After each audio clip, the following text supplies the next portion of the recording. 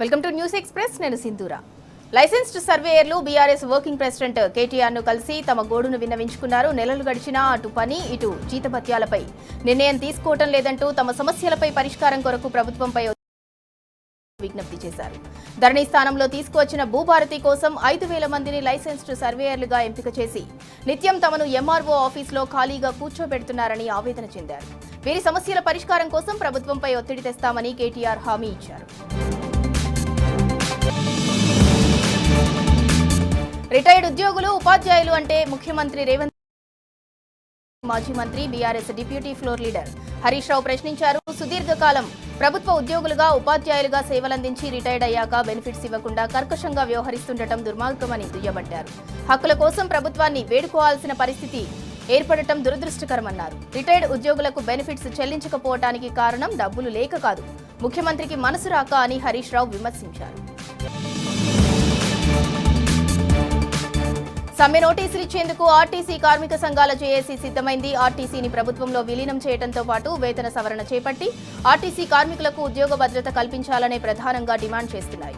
Assembly ఎన్నికల సందర్భంగా కాంగ్రెస్ మేనిఫెస్టోలో ఆర్టీసీ కార్మికులకు ఇచ్చిన హామీలను అమలు చేయకపోతే రేపు సంస్థ యాజమాన్యానికి సమ్మె నోటీసు ఇస్తామని ప్రకటించింది. జేఏసీలో లేని సంఘాలకు కూడా ఈ నిర్ణయాన్ని తెలియజేస్తున్నామని తెలిపింది. కాంగ్రెస్ సర్కార్ పంతాలు పట్టింపులు వీడి హామీలను అమలు చేయాలని డిమాండ్ చేశారు. ఆర్టీసీ కార్మికుల సమస్యలపై అసెంబ్లీలో రేవంత్ సర్కార్ను నిలదీస్తామన్నారు మాజీ మంత్రి హరీష్ రావు. ఎలక్ట్రిక్ బస్సుల ముసుగులో ఆర్టీసీని ప్రైవేటీకరించే కుట్ర జరుగుతోందని ఫైర్ అయ్యారు. కాంగ్రెస్ సర్కార్ జూటా మాటలతో ఆర్టీసీ సంస్థను అప్పుల కుప్ప చేసిందని మండిపడ్డారు. మహాలక్ష్మి పథకం కింద బాకీ పడ్డ మొత్తాన్ని తక్షణమే విడుదల చేయాలని డిమాండ్ చేశారు హరీష్ రావు.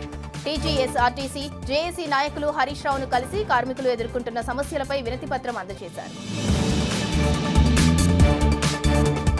సుందరీకరణ పేరుతో నగరాన్ని రణరంగంగా మార్చిన కాంగ్రెస్ సర్కార్పై నిరసనలు వెల్లువెత్తుతున్నాయి. నగరంలో పలు చెరువుల పరిస్థితి దయనీయంగా ఉండటంతో నాయకులకు అవసరమైన చోటే సుందరీకరణ చేస్తారా అని జనం ప్రశ్నిస్తున్నారు. తాజాగా షేర్లింగంపల్లిలో చెరువుల దుస్థితిపై బీఆర్ఎస్ శ్రేణులు ఆందోళనకు దిగారు. లింగంపల్లిలోని చాకలి చెరువును ప్రభుత్వం పట్టించుకోవటం లేదని విమర్శించారు. బీఆర్ఎస్ నాయకులు పొట్ట నరేందర్ యాదవ్ స్థానిక ప్రజలతో కలిసి వంటవార్పు చేపట్టి నిరసన తెలిపారు. అధికారులకు పలుమార్లు ఫిర్యాదు చేసినా స్పందించడం లేదని ఆరోపించారు. రేవంత్ సర్కార్ అన్ని వర్గాల ప్రజలను మోసం చేస్తోందని మండిపడ్డారు బీఆర్ఎస్ నేత ఆర్ఎస్ ప్రవీణ్ కుమార్. ముఖ్యంగా ఎస్సీ, ఎస్టీ వర్గాలకు చెందిన పేద విద్యార్థులకు కాంగ్రెస్ సర్కార్ అన్యాయం చేస్తోందని ధ్వజమెత్తారు. హైదరాబాద్ పబ్లిక్ స్కూల్లో పేద విద్యార్థులకు కార్పొరేట్ విద్య అందించేందుకు కొన్నేళ్లుగా కొనసాగుతున్న పథకాన్ని ప్రభుత్వం ఆపేయాలని కుట్ర పన్నుతోందన్నారు. అందులో భాగంగానే హైదరాబాద్ పబ్లిక్ స్కూల్లో ఈ ఏడాదికి సంబంధించి 1వ తరగతి అడ్మిషన్ నోటిఫికేషన్ విడుదల చేయలేదని పేర్కొన్నారు. కాంగ్రెస్ ప్రభుత్వం హైదరాబాద్ లో ఇళ్లు కూల్చి గాంధీ విగ్రహాన్ని నిర్మించేందుకు సిద్ధమవటాన్ని తీవ్రంగా తప్పుపట్టారు. గాంధీ మునిమనవడు తుషార్ గాంధీ.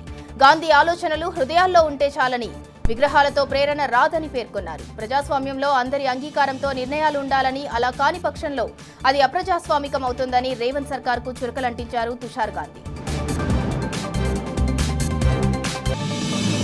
వంట గ్యాస్ బ్లాక్ మార్కెట్ ను అరికట్టేందుకు కరీంనగర్ జిల్లాలో సివిల్ సప్లై టాస్క్ ఫోర్స్ పోలీసులు సంయుక్తంగా దాడులు నిర్వహించారు. నగరంలో పలుచోట్ల మెరుపు దాడులు చేసి భారీ సంఖ్యలో సిలిండర్లను పట్టుకున్నారు. నిబంధనలకు విరుద్ధంగా గ్యాస్ ఫిల్లింగ్ చేస్తున్న వారి నుంచి మొత్తం 22 డొమెస్టిక్ సిలిండర్లు సీజ్ చేసి కేసు పెట్టారు.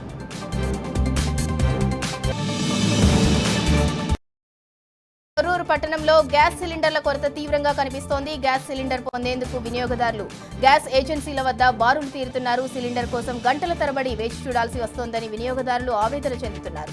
సిలిండర్ బుక్ చేసిన తర్వాత 4 నుంచి 5 రోజులైనా డెలివరీ ఇవ్వటం లేదని వినియోగదారులు ఆగ్రహం వ్యక్తం చేస్తున్నారు. యుద్ధ ప్రభావంతో తెలంగాణ రైతులకు వెన్నెముకగా ఉన్న రామగుండం ఎరువుల కర్మాగారం ఆర్ఎఫ్సీఎల్లో యూరియా ఉత్పత్తి సగానికి తగ్గించారు. దీంతో రోజుకు 3,850 మెట్రిక్ టన్నుల ఉత్పత్తి చేసే రామగుండం ఎరువుల కర్మాగారంలో ప్రస్తుతం 1,900 మెట్రిక్ టన్నులు మాత్రమే ఉత్పత్తి చేస్తున్నారు. ఖతార్ నుంచి ఎల్ఎన్జీ సరఫరా తగ్గడంతో యూరియా ఉత్పత్తిని తగ్గించారు. యాసంగి సీజన్ కావడంతో రైతులకు యూరియా కొరత తలెత్తడంతో వ్యవసాయ అధికారులు ఆందోళన చెందుతున్నారు. రాష్ట్రంలో యూరియా కొరత తలెత్తకుండా రాష్ట్ర ప్రభుత్వం ప్రత్యామ్నాయంగా చర్యలు తీసుకోవాలని రైతులు డిమాండ్ చేస్తున్నారు. రామగుండం పోలీస్ కమిషనరేట్ కేవలం కాంగ్రెస్ పార్టీ కోసం పనిచేస్తోందని, ప్రజల కోసం పనిచేయటం లేదని మంత్రి మాజీ అన్నారు. మంతని పోచమ్మవాడకు చెందిన పెరుగు సతీష్ పురుగుల మందు తాగి చికిత్స పొందుతూ మృతి చెందాడు. మృతుని కుటుంబ సభ్యులను పుట్టా మధు పరామర్శించారు. పోలీసులు కౌన్సిలింగ్ నిర్వహించిన తర్వాతే యువకుడు మృతి చెందాడని మధు ఆరోపించారు. ఇందుకు పోలీసులే బాధ్యులన్నారు. ఖమ్మం జిల్లా వెలుగుమట్ల భూదాన్ భూమి బాధితుల్లో కొంతమందికి మాత్రమే ఇళ్ల స్థలాలు కేటాయించడంతో మిగతా వారు ఆందోళనకు దిగారు. అర్హుల జాబితాలో అనర్హులకు చోటు కల్పించారని ఆరోపించారు. బాధితులు కలెక్టరేట్ వద్ద ఆందోళనకు దిగడంతో పోలీసులు అడ్డుకున్నారు. పోలీసులు కలెక్టరేట్ లోపలికి అనుమతించకపోవడంతో గేటు ముందే బైఠాయించారు. తమకు న్యాయం చేయాలని కోరారు. కుమరం భీం ఆసిఫాబాద్ జిల్లా కలెక్టర్ కార్యాలయంలో సోలార్ విద్యుత్ ప్రచార వాహనాన్ని ఎమ్మెల్యే కోవా లక్ష్మి ప్రారంభించారు. ఇళ్లపై సోలార్ ప్లాంట్లు ఏర్పాటు చేసుకోవడం ద్వారా నెలకు 360 యూనిట్ల ఉచిత విద్యుత్ పొందవచ్చని ఆమె తెలిపారు. పర్యావరణ హితమైన సౌరశక్తిని వినియోగించుకొని విద్యుత్ బిల్లుల భారం తగ్గించుకోవాలని సూచించారు. కుమరం భీం ఆసిఫాబాద్ జిల్లా కలెక్టరేట్లో ప్రజాపాలన ప్రగతి పాలన కార్యక్రమం నిర్వహించారు. 99 రోజుల కార్యాచరణపై ప్రజాప్రతినిధులు అధికారులకు నిర్వహించిన అవగాహన సదస్సులో కలెక్టర్ హరిత, ఎమ్మెల్యే కోవా లక్ష్మి పాల్గొన్నారు. ప్రతిపక్షంలో ఉన్న ప్రజల సంక్షేమమే మా ప్రాధాన్యత అని ప్రభుత్వం ప్రకటించిన ప్రణాళికను క్షేత్రస్థాయిలో పక్కాగా అమలు చేసి ప్రజలకు మేలు చేకూరుస్తామని అధికారులను ప్రజాప్రతినిధులను కోరారు. కుమరం భీం ఆసిఫాబాద్ జిల్లా కేంద్రంలోని ప్రభుత్వ ఆదర్శ క్రీడల పాఠశాలను కలెక్టర్ హరిత ఆకస్మిక తనిఖీ చేశారు. పాఠశాలలోని వంటగదిని అలాగే విద్యార్థులకు వడ్డిస్తున్న ఆహార పదార్థాల నాణ్యతను పరిశీలించారు. విద్యార్థులతో కలిసి అల్పాహారం చేసి చదువు, క్రీడల్లో వారి ప్రతిభ గురించి అడిగి తెలుసుకున్నారు. క్రీడాకారులకు ఎటువంటి లోటు రాకుండా మెరుగైన సౌకర్యాలు కల్పించాలని అధికారులను ఆదేశించారు.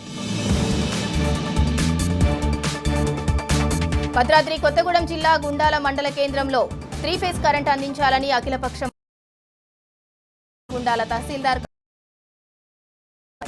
సాగునీటి బోర్లకు 24 గంటల 3 ఫేజ్ విద్యుత్ అందించాలని డిమాండ్ చేశారు. దీంతో పాటు మండలంలో లో వోల్టేజీ సమస్య ఉందని, దీంతో మోటార్లు కాలిపోతున్నాయని రైతులు చెబుతున్నారు.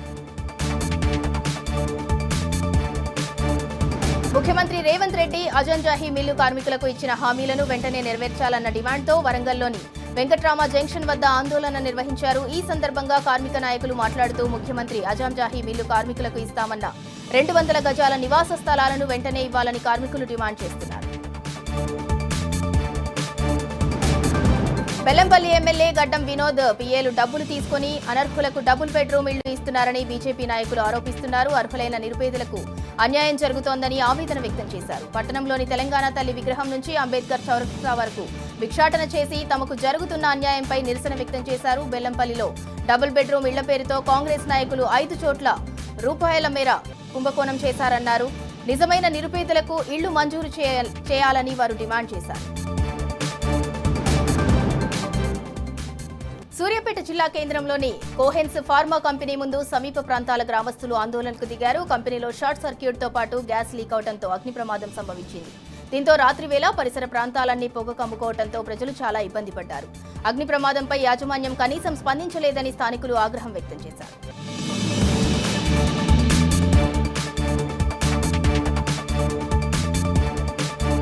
భవిష్యత్తులో బాలికలకు సర్వైకల్ క్యాన్సర్ రాకుండా ఉండేందుకు 14 ఏళ్లు నిండిన బాలికలకు హెచ్పీవీ వ్యాక్సిన్ తప్పనిసరిగా ఇప్పించుకోవాలని కోరుట్ల ఎమ్మెల్యే డాక్టర్ కల్వకుంట్ల సంజయ్ సూచించారు. ప్రస్తుతం 14 నుంచి 15 ఏళ్ల వయసు బాలికలకు వేస్తున్నారని, భవిష్యత్తులో 15 ఏళ్లు పైబడిన బాలికలకు కూడా వేస్తామన్నారు. జగిత్యాల జిల్లా మెట్పల్లి ప్రభుత్వ ఆసుపత్రిలో అధునాతనంగా ఏర్పాటు చేసిన అల్ట్రాసౌండ్ స్కానింగ్ యంత్రాలను వినియోగించుకోవాలని గర్భిణీలకు ఆయన సూచించారు. నూతనంగా ఏర్పాటు చేసిన స్కానింగ్, అల్ట్రాసౌండ్ యంత్రాలను ఆయన ప్రారంభించారు.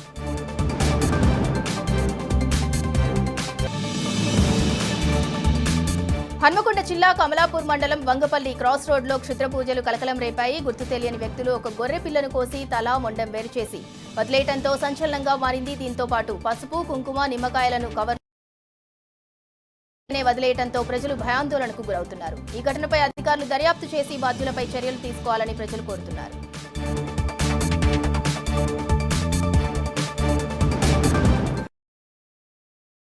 కార్యక్రమంలో భాగంగా లక్ష్మీదేవిపల్లి పోలీసుల ఆధ్వర్యంలో మత్తు పదార్థాల వినియోగం, అనర్థాలు అంశంపై అవగాహన కార్యక్రమాన్ని నిర్వహించారు. దీనికి ముఖ్య అతిథిగా జిల్లా ఎస్పీ రోహిత్ రాజ్ హాజరయ్యారు. ఈ సందర్భంగా ఎస్పీ మాట్లాడుతూ డ్రగ్ వాడకం వల్ల ఎదురయ్యే అనర్థాలను వివరించారు. భవిష్యత్తును నాశనం చేసుకుంటున్నారని అన్నారు. పైగా నేరాలు కూడా పెరుగుతున్నాయని అన్నారు. కల్తీలకు కల్తీలకు తెగబడుతున్నారు. తాజాగా సూర్యాపేట జిల్లా కోదాడలో నకిలీ వంట నూనె కలకలం సృష్టిస్తోంది. రైస్ బ్రాండ్ ఆయిల్ పేరుతో హైదరాబాద్, కోదాడతో పాటు పలు ప్రాంతాలకు నకిలీ వంట నూనెను సరఫరా చేస్తున్నారు కల్తీగాళ్లు. ఖాళీ డబ్బాల్లో ఆయిల్ నింపి అమ్మకాలు జరుపుతున్నారు. కల్తీ ఆయిల్ డబ్బాలను ఆటోలో తరలిస్తుండగా స్థానికులు పట్టుకున్నారు.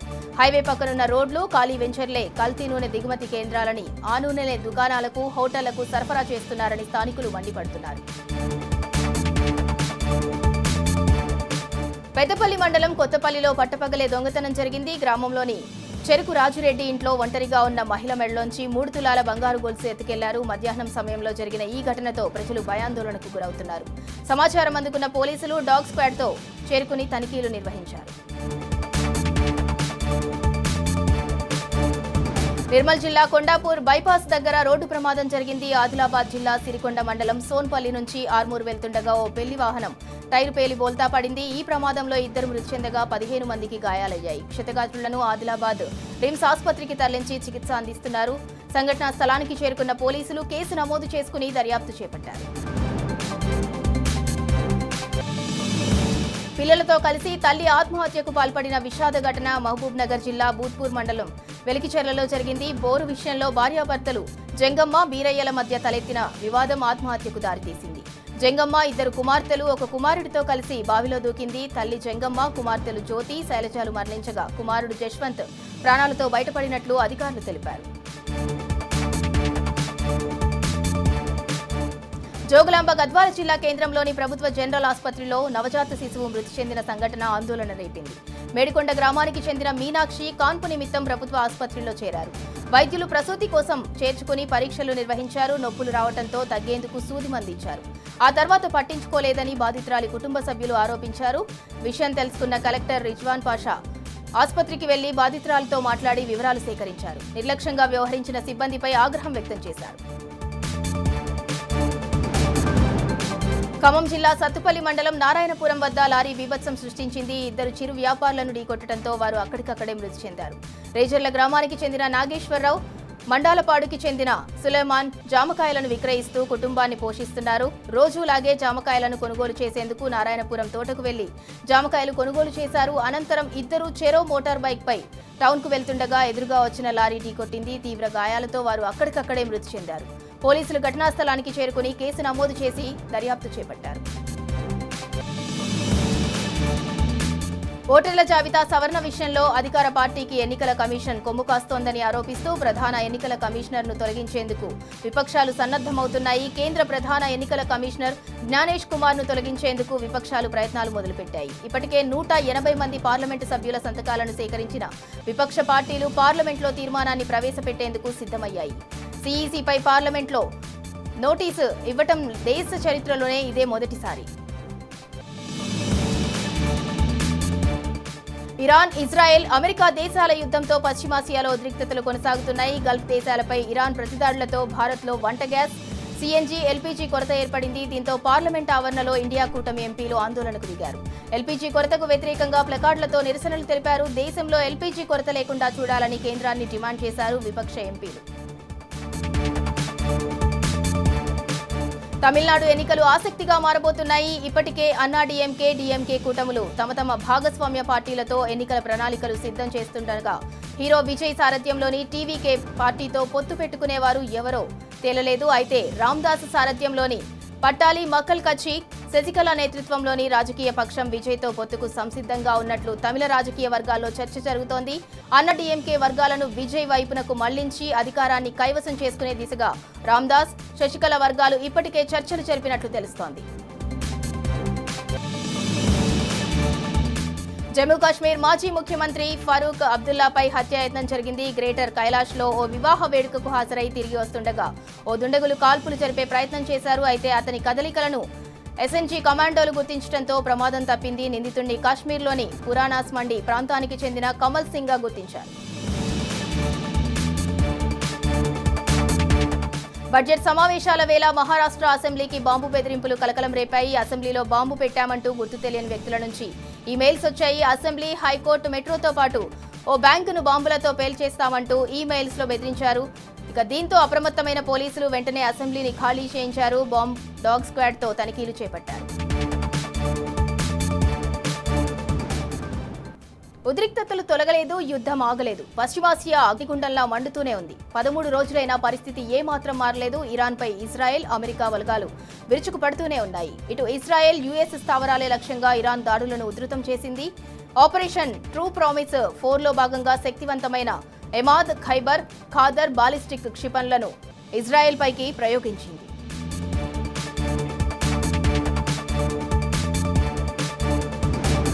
ఇజ్రాయెల్, అమెరికా, ఇరాన్ యుద్ధంతో పశ్చిమాసియాలో ఉద్రిక్తతలు తీవ్ర స్థాయికి చేరాయి. ఇరాన్ హార్ముజ్ జలసంధిని మూసివేయడంతో ప్రపంచ దేశాలకు చమురు సరఫరాలకు తీవ్ర అంతరాయం కలుగుతోంది. ఈ నేపథ్యంలో అంతర్జాతీయ ఇంధన సంస్థ కీలక నిర్ణయం తీసుకుంది.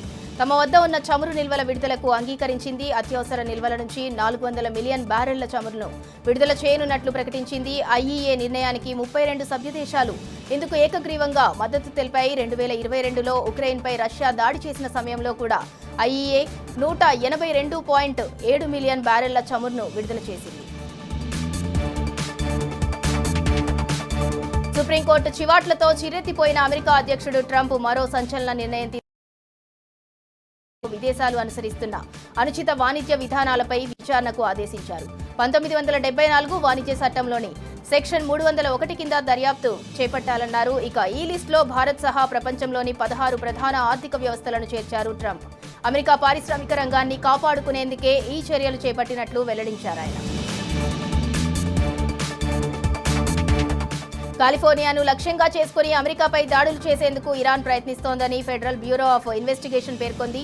డ్రోన్ దాడులతో ఇరాన్ తెగించే అవకాశాలు ఉన్నందున భద్రతా బలగాలు అప్రమత్తంగా ఉండాలని ఎఫ్బీఐ హెచ్చరించింది. దీంతో అమెరికా పశ్చిమ తీరం వెంట నిఘాను ముమ్మరం చేశారు. ఇజ్రాయెల్, యుఎస్, ఇరాన్ పరస్పర దాడులతో మిడిల్ ఈస్ట్ లో ఉద్రిక్తతలు కొనసాగుతున్నాయి.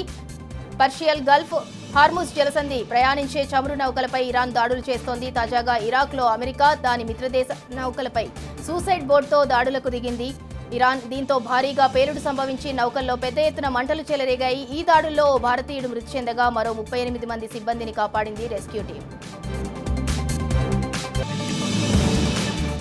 యుద్ధంలో ఇరాన్ కు మద్దతిస్తున్న హెజ్బొల్లాను టార్గెట్ చేసింది ఇజ్రాయెల్. హెజ్బొల్లా అంతమే లక్ష్యంగా లెబనాన్పై దాడుల తీవ్రత పెంచింది. హెజ్బొల్లాకు గట్టిపట్టున్న దక్షిణ లెబనాన్, తూర్పు బెక్వా వ్యాలీ, బెయిరూత్ దక్షిణ శివార్లపై విరుచుకుపడుతోంది. ఉగ్రస్థావరాలపై డ్రోన్ల వర్షం కురిపిస్తోంది. 10 రోజులుగా జరుగుతున్న ఈ దాడుల్లో ఇప్పటి వరకు 500 మందికి పైగా పౌరులు మృతి చెందినట్లు పేర్కొంది లెబనీస్ ఆరోగ్య మంత్రిత్వ శాఖ.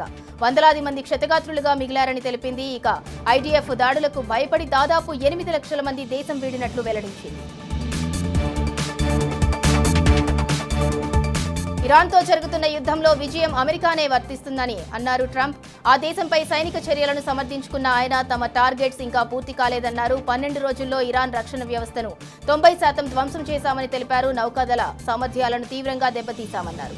గత 47 సంవత్సరాలుగా ఇరాన్ ప్రపంచానికి నష్టం కలిగించిందని ఆరోపించారు ట్రంప్. హార్ముజ్ జలసంధిని చమురు కంపెనీలు ఉపయోగించుకోవాలని సూచించారు. పశ్చిమాసియాలో యుద్ధం పరాకాష్ఠకు చేరింది. అమెరికా, ఇజ్రాయెల్, ఇరాన్ పరస్పర దాడులతో గల్ఫ్ దేశాలు వణికిపోతున్నాయి. ఈ నేపథ్యంలో పశ్చిమాసియా దేశాల నుంచి భారతీయుల తరలింపు ప్రక్రియను కంటిన్యూ చేస్తోంది కేంద్రం. ఇప్పటికే వేలాది మంది ఇండియన్స్ ను స్వదేశానికి చేర్చారు అధికారులు. తాజాగా లెబనాన్ నుంచి భారతీయులను తరలిస్తున్నారు. బీరూట్లో నెలకొన్న ఉద్రిక్తతల వేళ ప్రత్యేక విమానాలు నడుపుతున్నట్లు తెలిపారు. ప్రయాణికుల రద్దీ దృష్ట్యా మరిన్ని అదనపు విమానాలను నడిపిస్తున్నట్లు వెల్లడించారు. పశ్చిమాసియా ఉద్రిక్తతలు దేశీయ స్టాక్ మార్కెట్ను కుదిపేస్తున్నాయి. గ్లోబల్ మార్కెట్ల ప్రతికూల పవనాలతో సెన్సెక్స్, నిఫ్టీలు భారీ నష్టాలతో ముగిశాయి. సెన్సెక్స్ 824.29 పాయింట్ల నష్టంతో 76,034.42 వద్ద, నిఫ్టీ 227.70 పాయింట్ల నష్టంతో 23,630. ఇన్వెస్టర్లు పెట్టుబడుల ఉపసంహరణకు దిగడంతో బ్యాంకు, నిఫ్టీ, ఐటీ రంగాలు తీవ్ర ఒత్తిడిని ఎదుర్కొంటున్నాయి. పసిడి ధరలు పడిపోతూనే ఉన్నాయి. వెండి ధరలు కూడా బాగా తగ్గాయి. హైదరాబాద్ మార్కెట్లో 22 క్యారెట్ల 10 గ్రాముల బంగారం 1000 రూపాయల మేర తగ్గింది. అలాగే 24 క్యారెట్ల 10 గ్రాముల బంగారం ధర 1090 రూపాయల మేర తగ్గింది. ఇక వెండి కిలోకి 10,000 రూపాయలు తగ్గి 2,90,000 రూపాయల వద్ద కొనుగోలు జరుగుతున్నాయి. తన బ్యాటింగ్ దూకుడుతో టీ20లో దుమ్మురేపిన ఇషాన్ కిషన్ ఐసీసీ ర్యాంకింగ్స్ లో 2వ స్థానాన్ని కైవసం చేసుకున్నాడు. స్టార్ బ్యాటర్ అభిషేక్ శర్మ తన స్థానాన్ని పదిలపరుచుకుని మొదటి స్థానంలో నిలిచాడు. ఇద్దరు భారతీయ క్రికెటర్లు మొదటి, 2 స్థానాల్లో నిలవటం ఇదే తొలిసారి. ఇదో రికార్డ్. ఇద్దరి మధ్య కేవలం 4 పాయింట్ల అంతరమే ఉండటం విశేషం. ఇషాన్ కిషన్ 871 పాయింట్లతో 2వ స్థానంలో ఉంటే అభిషేక్ 875 పాయింట్లతో మొదటి స్థానంలో నిలిచాడు.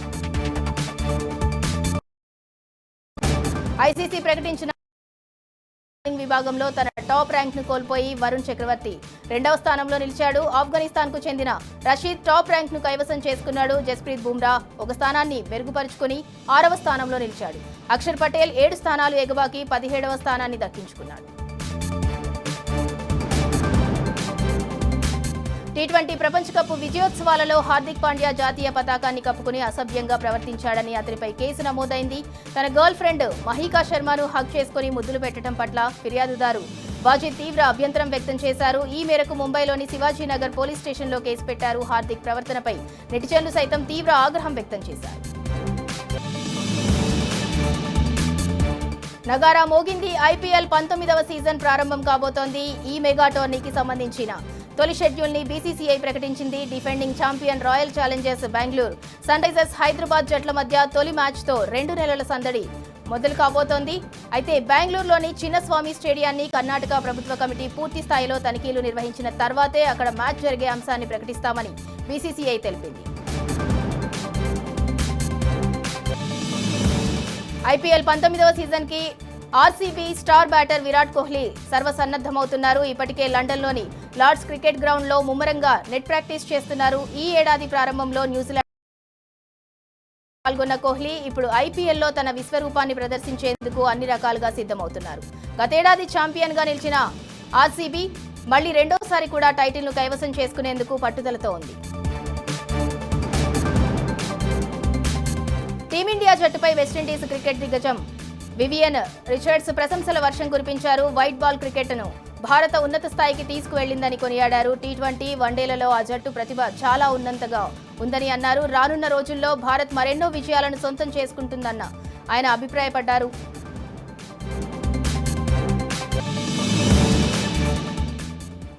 ఇవి news express updates. Keep watching tea news.